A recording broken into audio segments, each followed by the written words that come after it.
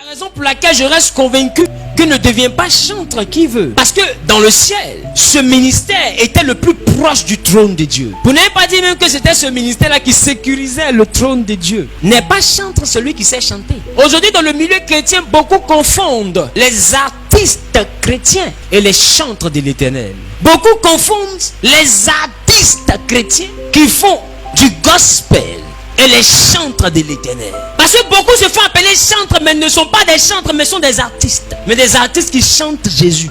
Parce que laissez-moi vous dire, à la vérité, un chantre ne peut pas venir danser dans le baptême. Parce qu'un chantre n'est pas là pour vous distraire. Un chantre est consacré pour rendre louange et adoration à Dieu. Quand lui il ouvre sa bouche pour chanter, c'est pour que Dieu seul soit réjoui. Un chantre a à peu près la même dimension qu'un homme de Dieu. Ça veut dire que aujourd'hui, lorsque nous venons même dans le milieu chrétien, nous voyons que les artistes chrétiens se sentent deux fois plus importants que les chantres chrétiens. C'est que quand un artiste rentre tout à l'heure, même les chantres vont se sentir un peu inférieurs. C'est un artiste, il a la renommée. Avoir la renommée et puis avoir le sacerdoce, c'est deux choses différentes. Parce que beaucoup chantent Jésus, mais beaucoup ne sont plus des adorateurs. Des fois, ils n'ont même pas une église où ils rendent culte. Tous les endroits où ils vont là-bas parce qu'ils auront un cachet. C'est pas des adorateurs, c'est des artistes. Ils ont un producteur, ils font de la promotion, ils font tout comme des artistes. Seulement que eux, ils chantent pas autre chose que Jésus. Mais c'est pas des chantres. Parce qu'un chant a des valeurs. Un chant est utilisé dans des combats. Mais un artiste ne peut pas faire combat. Lui-même, il est en danger. C'est pourquoi on apprend souvent que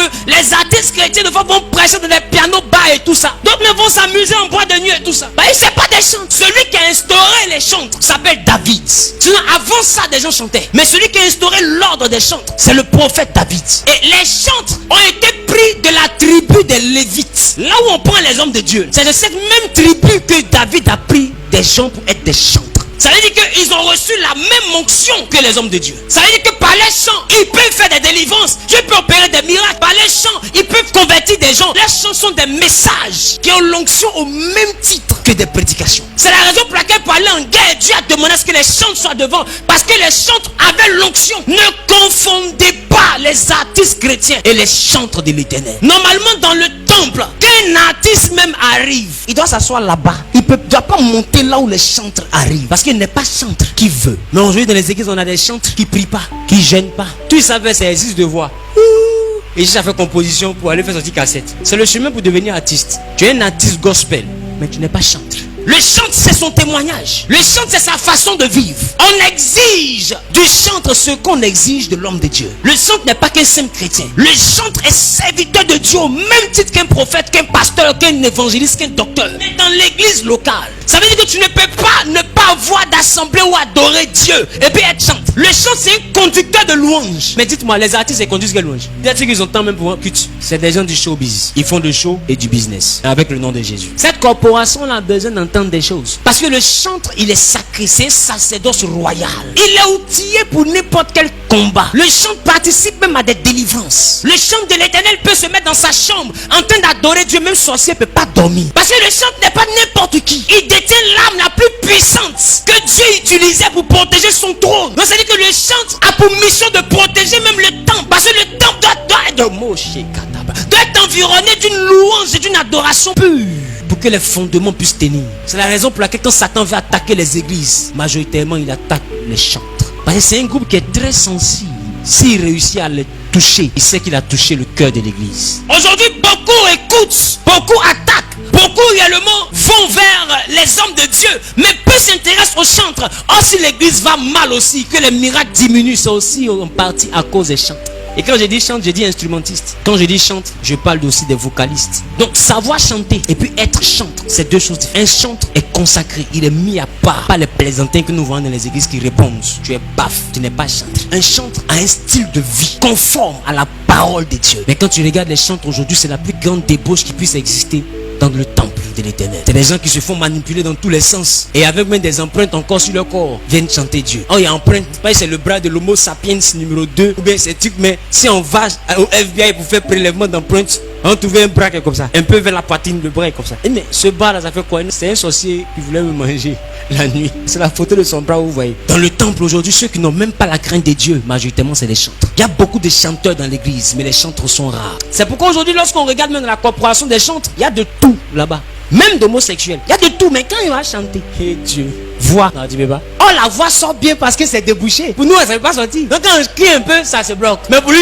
il crie, ça sort. Il crie, ça sort. Plus il crie, ça sort. Comme si le vent rentre, ça sort. Est-ce que quelqu'un me comprend? Et aujourd'hui, les choses sacrées de Dieu sont perverties. Aujourd'hui, même quand on parle de louange et d'adoration, c'est une série de chansons, mais dépourvues d'onction. Des fois, c'est un concours de qui a belle voix au micro. J'ai avant de chanter.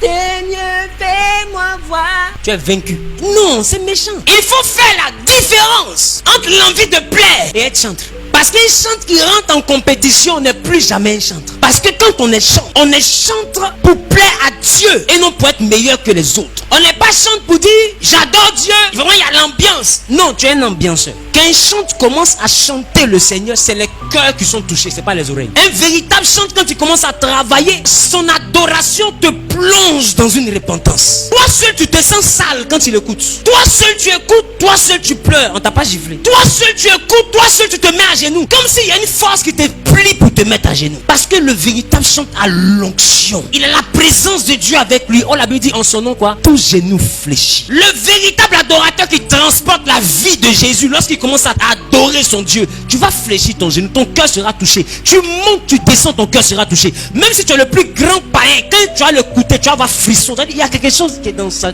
Oh, c'est même chanson là. Mais le jeune là, il a un truc en lui. C'est ça l'onction de chant. Être chante, c'est une onction. C'est pas un talent. Sinon, va à The Voice. Si tu chantes sans onction, tu n'es pas un chanteur. Tu es un chanteur. Je reconnais ton talent de chanteur. Mais c'est pas parce que tu es éloquent que tu es prédicateur. Être un prédicateur, c'est un appel. Être éloquent, c'est un talent. De savoir bien parler, être convaincant. Connaître la Bible ne fait pas de toi un homme de Dieu. Et ça veut dire aussi que chanter ne fait pas de toi un chanteur. C'est la raison pour laquelle tous ceux qui n'ont pas la vie de chantre et l'appel même de chantre, qui s'amusent à chanter, là, leur vie se mélange après. Il y a des fouillés dans la vie des chantres, ils ont les vies les plus compliquées de l'histoire de l'église. Parce que ceux qui ne savent pas, c'est que ce que vous voyez là, c'est des canons. Donc ta voix là passe par quoi? Par quelque chose qu'on appelle un canon. C'est-à-dire quand on entend, c'est une bombe qui doit sortir. C'est pourquoi vous voyez les artistes disent, ce que j'ai envoyé là, c'est ma prochaine chanson, c'est une bombe, c'est une tuerie. Parce qu'il sait ce qu'il a fait passer par le canon. Quand tu as écouté, tu ne peux pas dormir. Et quand tu écoutes, tu ne dors pas. J'ai des reins de ça. Et ils sont ici, ils ont j'ai des reins. Ils savent de quoi ils parlent. Quand on n'est pas à l'église, ils savent. Ils ont j'ai des reins. Ça, l'église, ils veulent nous distraire. Donc ça veut dire que là, on a 3 canons. Donc il faut avoir 3 soldats pour tirer. Maintenant, toi, on cherche le soldat, tu es vigile, tu viens t'arrêter. On cherche commando, on cherche un vrai militaire qui va attraper un AK-47 là, pour tirer pour que Satan sorte du temple. Et puis tu vois un gars de Vigue Assistance qui vient s'arrêter. Nous allons dans les camps ennemis.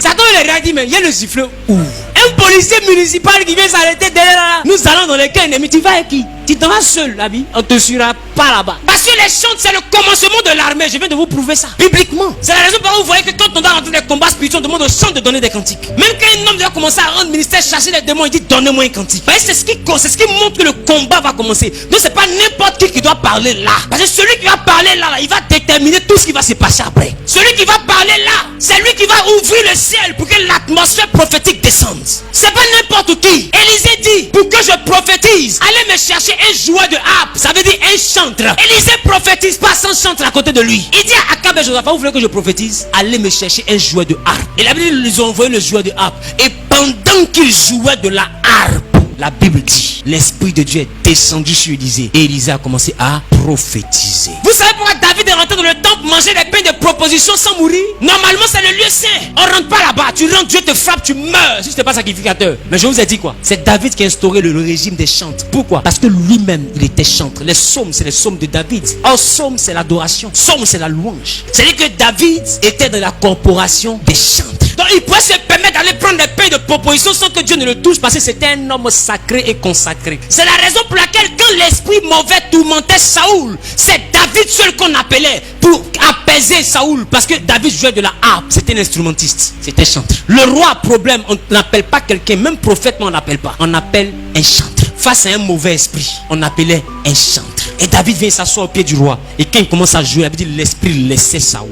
C'est pas n'importe qui joue. Donc ça veut dire que dans l'œuvre de Dieu, il y a instrumentiste et puis il y a instrumentiste. Il y a pianiste et puis il y a pianiste. Et puis il y a gomboïste. Il y a guitariste et puis il y a guitariste. Ne c'est pas Dieu qui veut, c'est Dieu qui peut. C'est pourquoi j'exhorte ceux qui sont dans la corporation des chantres, qui passent leur vie à être de gombo en gombo. Vous vous mettez dans le danger. La façon la plus simple de gagner votre argent, allez-y faire le concert avec les DJ, les rappeurs. Vous serez à l'abri. Parce que quand tu te mets là, tu es dans une armée et tu es face à un combat. Tu participes au combat au même titre que celui qui a attrapé le micro. Sauf que toi, tu es un mercenaire. Et un mercenaire, il n'est pas du pays, mais on le paye pour venir se battre. Et toi, quand tu viens te battre en te donnant 5 000, donne 10 000 pour la bataille. Et tu es dans la maison et les problèmes de la bataille pour 5 000. C'est la raison pour laquelle ceux qui tournent d'église en église, font les gombos, ils font rien à leur argent. Tu peux rien faire avec. Parce que tu te mets dans un combat. Tu vas jamais rien devenir avec. Tu vas te créer des problèmes parce que l'église n'est pas un endroit pour chercher l'argent. L'église est un endroit pour adorer Dieu. Si c'est ton talent, je respecte le fait que tu puisses vivre de ton talent. Mais quand tu rentres dans une église, rentre pour adorer Dieu. Quand tu sors, que tu as ton talent, va chercher ton travail d'instrumentiste dans un studio, dans, je sais pas, auprès d'une maison de production. Je sais pas quoi, mais trouve un travail rattaché à ton talent. Mais quand tu rentres dans l'église, mets-toi avec le vêtement de chantre et adore ton Dieu. Sinon tu vas t'exposer à quelque chose que tu ne maîtrises pas. Donc aujourd'hui l'église est remplie d'instrumentistes, de chantres soi-disant, mais qui sont des artistes. C'est pas des chantres. Parce que même un instrumentiste doit avoir ses jours de jeûne. Parce qu'il a envie que quand il se met à jouer, que ce soit une énergie qui vient du ciel qui sorte. Alors David n'est pas l'homme selon le cœur par hasard. David joue et puis démon qui fatigue Saoul, laisse Saoul. Est-ce que vous voyez de quelle dimension vous parle? Même celui qu'on appelait Ésaü. Ésaü n'a pas été béni par son père. Et la Bible me dit que Jacob a été béni. Mais quand Jacob est parti, Ésaü est rentré dans la maison d'Ismaël. Et il a pris une femme dont le nom signifie instrument à cordes. Et quand il a pris cette femme, cet homme à qui on a dit il n'y a plus de gloire, quand Jacob est revenu de chez Laban, la Bible dit qu'il a trouvé un Ésaü puissant, de sorte à ce que celui que le Père a béni s'est prosterné 7 fois en terre avant de croiser celui qui n'a pas été béni. Comment c'est possible ça? Parce que Ésaü allait marier la louange. Et face à la louange, même la bénédiction de Jacob ne peut pas tenir. Aujourd'hui on voit des églises où instrumentiste fait parler à un pasteur à cause de l'argent. Si les chantres même ne respectent même plus le sacré ni l'autorité. Je viens plus ici, moi mon argent, je ne donnais pas mon argent, je ne sors pas. Je vous dis, ils font parler du vent. Ça fait que ce sacerdoce est en train d'être vidé de sa substance et de son contenu. Et tout ça participe à l'affaiblissement de l'église face aux ténèbres qui sont en train de pénétrer l'église. Parce que l'église n'a plus de lumière. Les porteurs de lumière se sont éteints.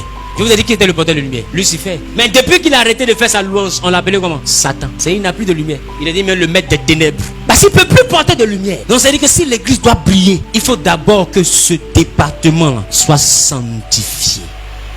Et Satan ne s'est pas fatigué. Il attaque maintenant la mentalité de nos plus sacrés chantres.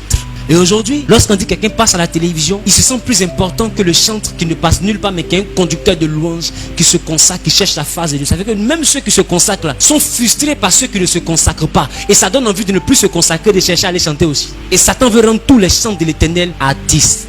Ça veut dire ils chantent, mais sans onction. Prenez le temps et puis remarquez un peu nos chants même en Côte d'Ivoire. Ils font leur promotion, ils font tous les tapages. Mais comment ils sont devenus riches? Parce que ce n'est pas des chanteurs, c'est des artistes. Donc ils vont lutter les pains avec les autres artistes. Ils vont lutter les gombos avec les autres artistes. D'autres sont fait clash. Clash musical. Un chantre dans clash. Clash avec qui? Un chanteur qui ouvre sa bouche, c'est pour que Dieu descende. Mais clash avec qui? Clash pour qui? Pour que quelqu'un vote. Si musique chrétienne a gagné, ou bien si musique DJ a gagné. On va descendre l'adoration de Dieu jusqu'au niveau du coupé décalé qui est né avant Jésus. Quelle insulte à l'Éternel. Et des prétendus chantres seront disponibles pour ça. Et vous appelez chantres? C'est des artistes. Peut-être même c'est des zougouman. C'est des DJ. C'est des reggaeman. C'est des zoukman. Mais c'est pas des chantres. Tu vois même d'autres même venir faire culte. Homme de Dieu, je viens faire culte chez toi dimanche. Ok, viens. Il s'assoit, il fait culte. Quand il finit, homme de Dieu, mon transport. Pour venir adorer Dieu, on va payer ton transport. D'autres même sont dans le ministère de chantre en tant qu'instrumentistes. Quand ils n'ont pas gombo, ils vont pas à l'église. C'est quand il y a gombo, ils cherchent veille. Il n'y a pas une veille, il y a gombo. Attends, où est l'enfant de Dieu qui est en toi? Tu as vendu cet enfant de Dieu là pour 5 000, pour 10 000. Je donne ce message pour que les chantres dans le monde m'écoutent. Redevenez la lumière du monde. Parce que dans le ciel, Dieu comptait sur vous. Alors sachez que sur terre, l'église compte aussi sur vous. Si vous abandonnez vos postes, c'est normal que les hommes de Dieu soient fragilisés. C'est comme si on est obligé de courir un pied. L'autre pied il est en train de danser reggae. L'autre pied est en train de chercher 10 000. C'est vous, le deuxième pied, qui allez maintenir l'équilibre dans l'œuvre de Dieu.